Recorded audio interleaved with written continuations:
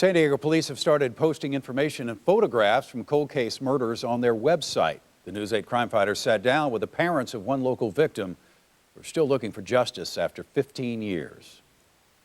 He was always my buddy, and he was a good person. I miss him to this day. I think about him every day. Herb and Marilyn Shapiro are living with an unbearable reality. The person who murdered their son 15 years ago was never brought to justice. At the time of his death, 32-year-old Todd Loren was a successful comic book publisher in Hillcrest. Todd and his father worked together. He was the creative mind, and I was the practical one, paying the bills and watching the money and all of that sort of thing. Their most popular comic book line, Rock and Roll Comics, sold hundreds of thousands of copies, some of which are now collector's items. They featured biographical stories about rock and roll stars and other celebrities. Actually, we were doing reality comics, as it were. I mean, I guess we were a little ahead of the curve. Reality hit home on June 18, 1992, when Todd didn't show up for work. Herb drove to his son's Hillcrest condo and found Todd beaten and stabbed to death in his bedroom. It was pretty ghastly, pretty bloody. I really don't want to go into a description of it. It was bad.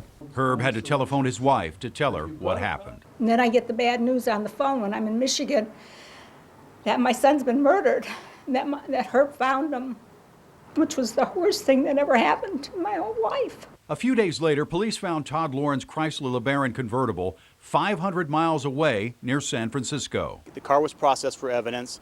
Fingerprints were obtained from a number of different people, and one set of prints came back to a person by the name of Gary Stewart. Gary Lee Stewart pleaded guilty to receiving stolen property and served 150 days in jail. Detectives didn't have enough evidence to arrest him for Todd Loren's murder. Gary admitted to driving the car, but he did not admit to any knowledge of a homicide or even knowing Todd Loren. Now, 15 years after the crime, San Diego police have posted details of Todd's murder on a new cold case website, hoping for new leads. It offers a glimmer of hope for Todd's parents. It would mean a great deal to us to see that the person who murdered our son, who had such enormous potential, to see him brought to justice. If a person can do that to our son, who knows what they've done to other parents' children. Well, Crimestoppers is offering a $1,000 reward for information that leads to an arrest of the person who murdered Todd Loren. We posted a link to the cold case webpage on our site at www.cbs8.com. Just click on the Crime Fighters link on the left-hand side of the page.